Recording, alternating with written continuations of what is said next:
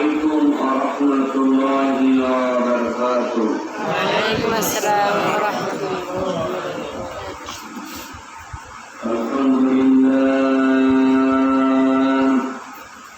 الحمد لله رب العالمين.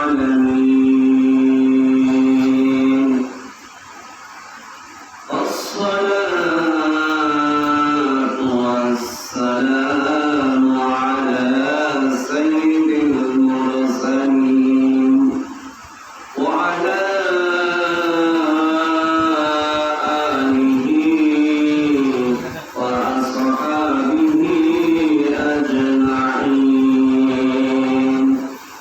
عاشر شوي محمد شوي قلنا أعوذ بالله من الشيطان الرجيم. بسم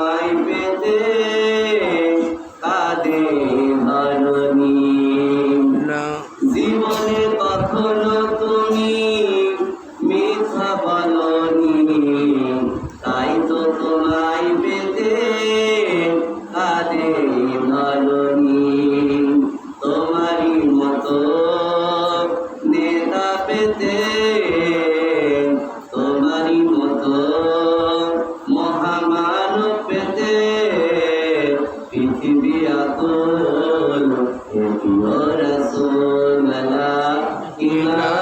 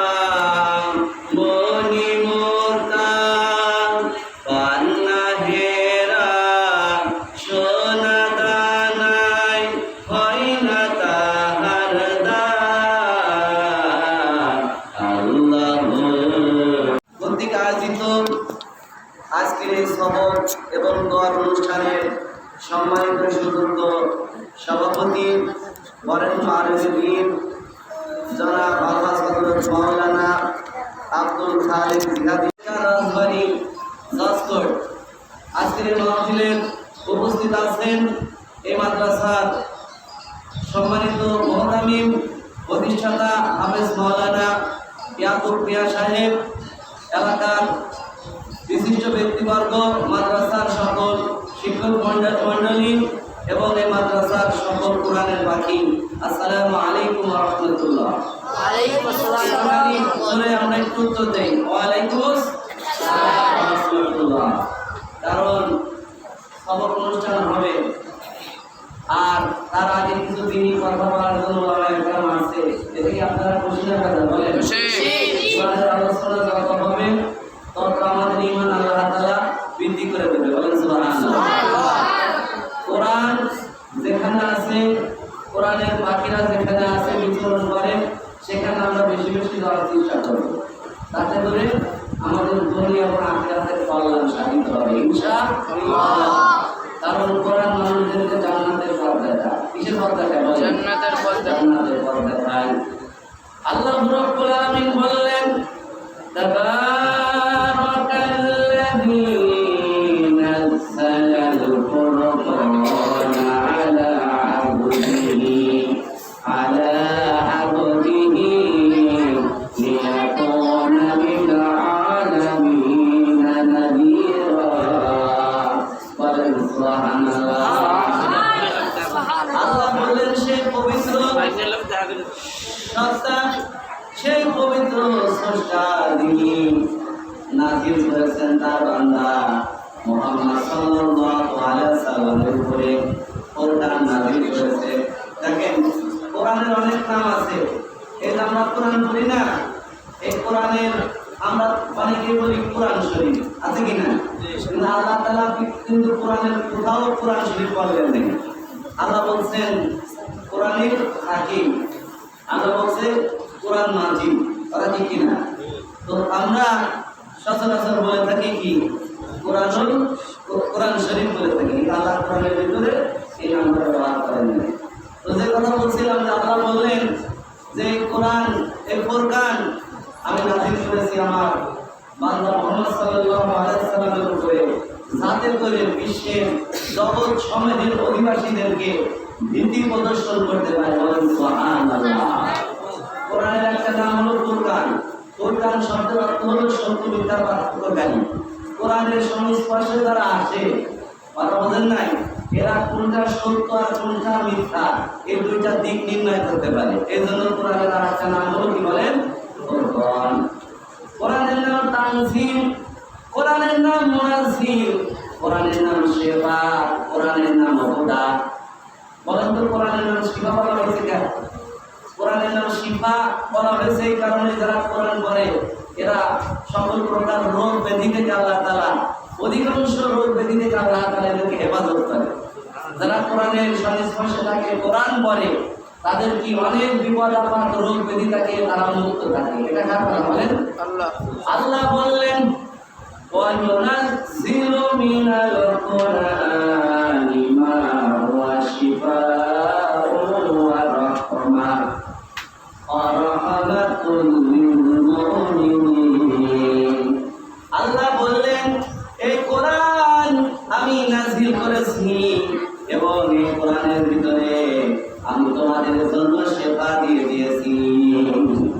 কোন মুসলমান, কোন কোরআনের পাখিরা যখন এই কোরআন তেলাওয়াত করে, আল্লাহ তাআলা বড় বড় রোগ থেকে তাদের হেফাজত করে। আল্লাহ কি মিথ্যা বলছে?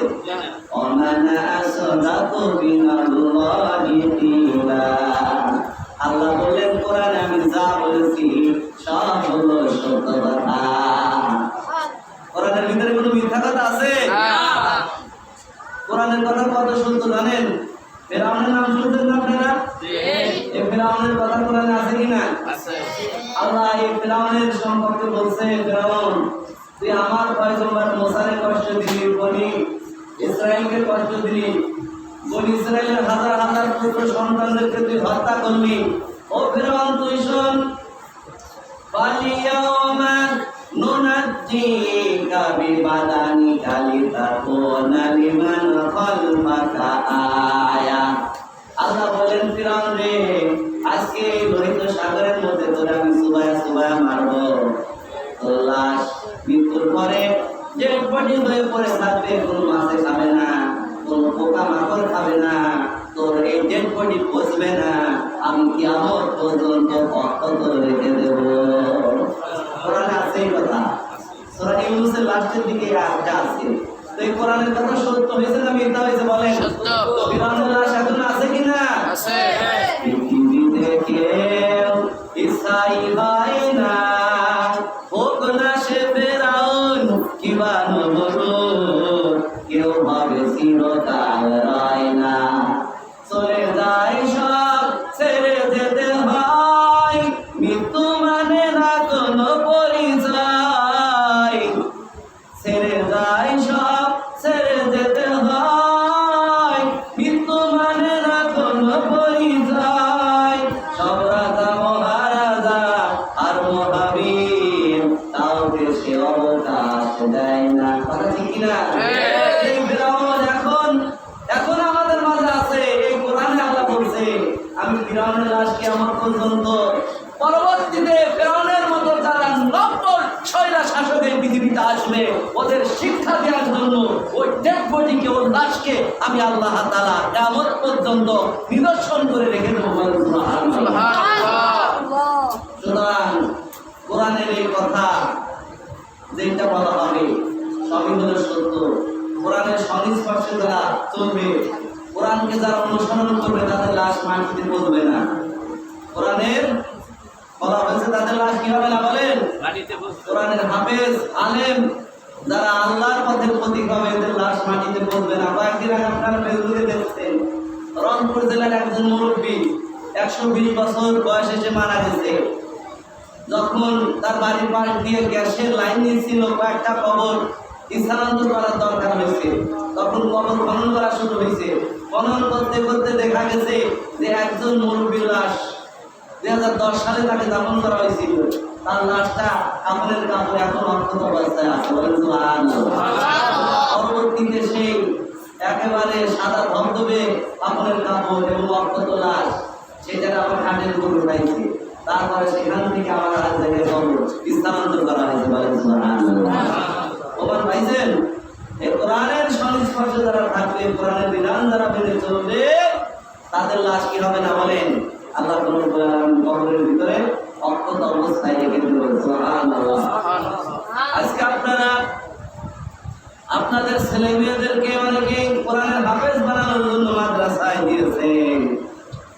আজকে ইয়াকুব ভাই আপনাদের এলাকায় যে মাদ্রাসা প্রতিষ্ঠা করছে, ভালো করছে না খারাপ করছে বলেন? ভালো।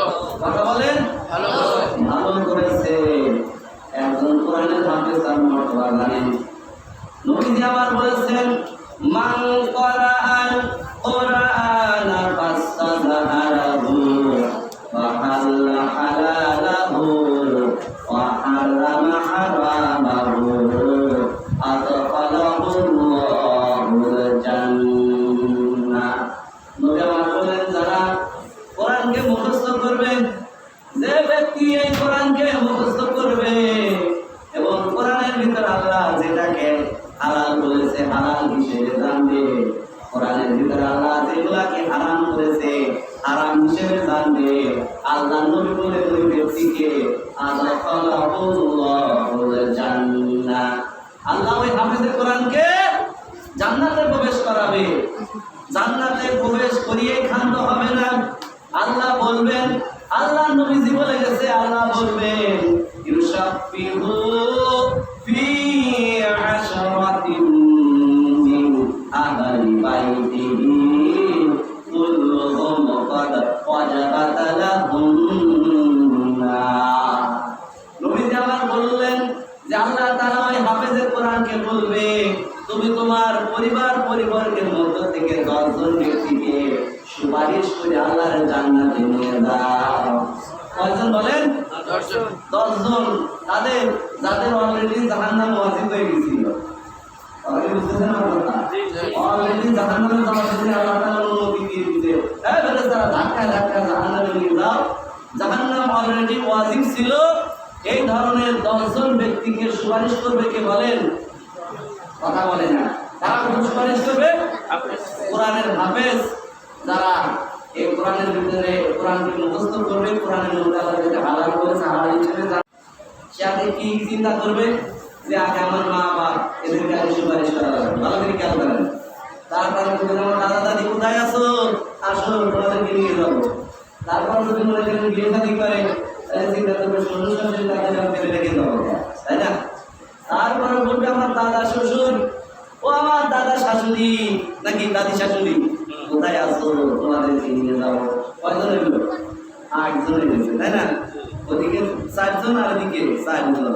এরপরে যে সমস্ত আত্মীয় স্বজন ভাই বন্ধু যাদের সাথে ভালো সম্পর্ক আছে এদের মনে রেখে দেবে নাকি? এদেরকে সে সুপারিশ করে জান্নাতে নিয়ে আনার জন্য চেষ্টা করবে। তাহলে লাভ হবে না উপকার হবে বলেন? কোরআনের হাফেজ যদি হয় দুনিয়াতেও লাভ হবে। আপনারা কি শুনেছেন কোন কোরআনের হাফেজ তার বাবা মাদেরকে বৃদ্ধাশ্রমে পাঠাইছে? খবর আছে নাকি? অথচ অনেক ইঞ্জিনিয়ার, সচিব, ডাক্তার, বড় বড় ব্যবসায়ী তাদের জীবনী খুঁজে দেখেন ঢাকাতে বিভিন্ন শহরে তারা এত ব্যস্ত হয়ে পড়েছে যে নিজের মা বাবাকেও সময় দিতে পারে না, তাদের স্ত্রীরাও শ্বশুর শাশুড়ি দেখতে পারে না। অবশেষে এই ধনীরা, এই বড় বড় অফিসাররা তারা কি করে? বৃদ্ধ পিতা মাতাকে বৃদ্ধাশ্রমে রেখে আসে। বৃদ্ধাশ্রম বোঝেন আপনারা? গ্রামের মানুষ তো বৃদ্ধাশ্রম বোঝেন না। বৃদ্ধাশ্রম হলো শহরে বানাইছে, ওইখানে খালি সকল বয়স্ক লোকেরা, বয়স হয়ে গেছে 80 বছর 90 বছর, এই সমস্ত বুড়া বুড়ি ওইখানে বিচরণ করে, ওইখানে থাকে, গল্প গুজব করে, ওইখানে তাদের মৃত্যু হয়। অনেক পত্র পত্রিকায় আসেন এই সমস্ত বৃদ্ধা বুড়ি বুড়া যখন মারা যায় অনেক সন্তান সন্ততি তাদের জানাজা নামাজে আসে না।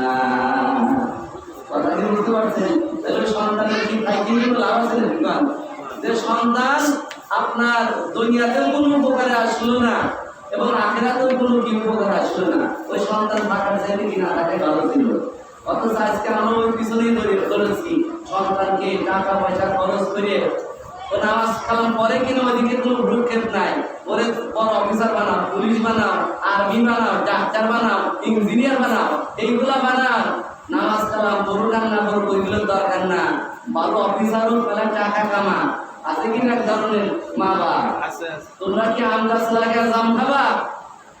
হ্যাঁ, আম গাছ লাগায় জাম পাওয়া যাবে না। জাম যদি খাইতে যাও তাহলে জাম গাছ লাগাইতে হবে। কথা ঠিক কিনা?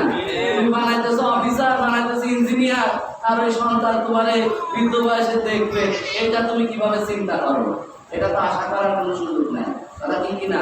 সন্তান সন্ততির খেদমত যদি পেতে চাও তাহলে এদেরকে আগে দিনী শিক্ষা দেওয়া লাগবে। দিনী শিক্ষা, ধর্মীয় বোধ যদি এদের থাকে, এরা চিন্তা করবে যদি আল্লাহ আমার মা বাপের মনে কষ্ট দেওয়া যাবে না। ও আল্লাহ রাসূল বলে গেছে, ওহুমা জান্নাতুকা ওয়া নারু, তোমার পিতামাতাই হলো তোমার জান্নাত, তোমার পিতামাতাই হলো তোমার জাহান্নাম। আমি যতই কোটি হই, আমার মা বাপ যদি আমার উপরে নারাজ হয়ে যায় তাহলে পরকালে আমার আর কোনো মুক্তির কোনো উপায় থাকবে না। এই সন্তান যত কোটিপতি হোক না কেন, যত টাকার মালিক হোক না কেন, কোরআন হাদিসের জ্ঞান থাকার কারণে মা বাবাকে সবসময় কলিজার ভিতর রাখবে। স্ত্রী যদি পটপট করে মা বাবার উপরে বলবে তোরে তালাক দিয়ে কিন্তু বাড়ি পাঠাবো, আমার মা বাবার কষ্ট দেওয়া যাবে না। তোর মতো স্ত্রী 5 জন চলে গেলে আবার পাবো, কিন্তু মা বাবা আমার মারা গেলে এদের পাওয়া যাবে না। কথা ঠিক কিনা? এই কথা কোন সময় বলবে? যখন আপনি আপনার সন্তানদেরকে দ্বীনি শিক্ষা দিবেন, কোরআন সুন্নাহর বেসিক জ্ঞান তাদেরকে দিবেন, তখন আপনার সন্তান সন্ততি ছেলে মেয়েদের মুখ থেকে এই কথা বের হবে।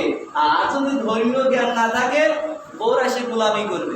তোমার বাবা খালি ঘুরিয়ে আসতে গেলে প্যাক পারে, তাড়াতাড়ি আলাদা করে দাও, নাহলে এখান থেকে তাড়াও। আছে কিনা? ওই বোর গোলামি করে এক সময় কি করবে যে আপনাকে বাড়ি থেকে বের করে দেবে। আর যদি দ্বীনি জ্ঞান থাকে, কোরআনের জ্ঞান থাকে, বউকে তাড়িয়ে দেবে, কিন্তু আপনাকে কি তাড়িয়ে দেবেন। আমার কথা কি রাখছেন আপনারা? আমার ভাইয়েরা, একজন ফিলোসফি, একজন দার্শনিক, তিনি বলেছেন, if you teach your children reading, writing and if you teach your children reading, writing and arithmetic, তুমি যদি তোমার সন্তানকে শিক্ষা দাও তিনটা বিষয়ে, লেখাপড়া এবং গণিত, আর একটা বিষয় যদি তোমার সন্তানকে শিক্ষা না দাও সেটা হলো রিজুর জীবন, ধর্মীয় শিক্ষা। কিসের শিক্ষা বলেন? ধর্মীয় শিক্ষা, কোরআনের শিক্ষা যদি তোমার ছেলে মেয়েদেরকে না দাও তাহলে তোমার এই ছেলে মেয়ে যখন বড় হবে you will get 50, তাদের কাছ থেকে আশা করবে 50% সদ্ব্যবহার। 50 পর্যন্ত, ও 50 মানে তো 50 আর 100 মানে হলো 100, বুঝছেন? তো বলতেছে দার্শনিক যে তোমার ছেলে মেয়েদেরকে যদি কোরআনের শিক্ষা না দাও, ধর্মীয় শিক্ষা না দাও, তাহলে তাদের কাছ থেকে ও পিতা মাতা তোমরা কিন্তু 100% ভালো ব্যবহারের আশা করো না, তাদের কাছ থেকে আশা করবা 50%, 50%। কেননা education is the harmonious development body, mind and soul. শিক্ষার মৌলিক উদ্দেশ্য হলো তিনটা। কয়টা বলে? তিনটা। দেহ, মন এবং আত্মার উন্নতি সাধন। যে মানুষের ভিতরে কোরআনের শিক্ষা আছে, কিসের শিক্ষা আছে বলেন? কোরআনের শিক্ষা আছে, সেই মানুষের ভিতরে এই তিনটা গুণেই সে গুণান্বিত হবে। ধর্মহীন শিক্ষা, ভালো করে আমার দিকে খেয়াল করেন, ধর্মহীন শিক্ষা মানুষের মনুষ্যত্বকে বিনষ্ট করে।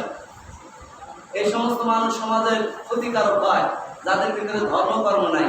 এরা যতই উচ্চ শিক্ষিত হোক, এরা চোর বাটপার হয়, এদের দ্বারা সমাজের ক্ষতি হয়। তাদের ভিতরে ধর্ম থাকে না, ধর্মীয় জ্ঞান থাকবে না। দেখেন না, বড় বড় অফিসাররা নিজের দেশকেও বিক্রি করে দিতে তারা কুণ্ঠাবোধ করে না, আছে কিনা? কলম দিয়ে, কুচা দিয়ে লক্ষ লক্ষ কোটি কোটি টাকা মেরে দেয়, মানুষের কথা চিন্তা করে না, দেশের কথা চিন্তা করে না। এই ধরনের নেতার সংখ্যা কম না বেশি বলেন? হ্যাঁ, এই ধরনের লোকরা এখন বড় বড় পদ অধিষ্ঠিত। অত এরা যদি ধার্মিক হইতো, দেশের সম্পদ ওই আমেরিকা পাঠায় সেখানে বড় বড় বাড়ি করতো না। আল্লাহর ভয় থাকলে পারে মানুষের কথা চিন্তা করতো, কথা ঠিক কিনা? এই জন্য আমরা যারা পিতা মাতা আছি এখন থেকে আমাদের সোচ্চার হইতে হবে। এই সমস্ত ভালো ভালো পদে এমপি, মন্ত্রী, কেউ করতেছেন সচিব, এই সমস্ত সেক্টরে যাতে ভালো মানুষ বলা যায়, এজন্য আমাদের ছেলে মেয়েদেরকে ধর্মীয় শিক্ষা তাদেরকে যোগ্য করে দিলে, এদেরকে খাস করে মাদ্রাসায় পড়াবেন তা না। যারা ভালো এদেরকে কিছুদিন হেফজখানায় পড়ান, হাফেজ যদি হয় আলহামদুলিল্লাহ, হাফেজ যদি না হয় তাহলে দেখা গেল 2-1 বছর পড়লে কোরআন শরীফে পড়া হয়ে যাবে।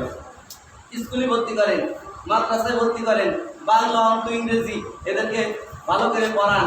অর্থাৎ এরা যখন মোটামুটি কোরআন শোনার একটা বেসিক জ্ঞান আসবে, এরপরে যদি তারা উচ্চ শিক্ষায় শিক্ষিত হয় তাহলে এরা যখন বড় বড় পদে অধিষ্ঠিত হবে এদের দ্বারা কোনো দুর্নীতি হবে না। কারণ কি বলেন? ওই যে তারা ছোটবেলা থেকে বেসিক একটা দিনই শিক্ষা তারা পেয়েছে, যার কারণে তারা কখনোই কি করবে না, অন্যায় করবে না, মানুষের ক্ষতি করবে না, দেশের ক্ষতি করবে না। আর এই ধর্মীয় মূল্যবোধ কোরআন শোনার জ্ঞান না থাকলে এরা নিজের মা বাপকেও দেখবে না, দেশের মানুষের কথা চিন্তা করবে না। কথা কি বুঝতেছেন আমার কথা? এদের দ্বারা সবচেয়ে ক্ষতিটাই হবে কি বেশি। যেটা এখন আমাদের বাংলাদেশের চিত্র দেখেন, বাংলাদেশের চিত্র দেখলে আপনারা বুঝতে পারবেন যে বড় বড় পদে যারা আছে এরা দেশ এবং দেশের মানুষের কথা চিন্তা করে, খালি নিজে কিভাবে পর জায়গায় বাড়ি করবো, ব্যাংক ব্যালেন্স এইগুলা হবে, এইগুলা নিয়েই তারা ব্যস্ত। এই প্রেক্ষাপট যদি আমরা চেঞ্জ করতে চাই, ওই সমস্ত সেক্টরে আমাদের ছেলে মেয়েদেরকে যোগ্য করে, মানুষের মতো মানুষ করে, তিনি শিক্ষায় শিক্ষিত করে ওই জায়গায় যখন আমরা পাঠাইতে পারবো তখন আমাদের দেশের কল্যাণ হবে, মানবতার কল্যাণ হবে। কথা বলছেন? এটাই হলো বেসিক শিক্ষা।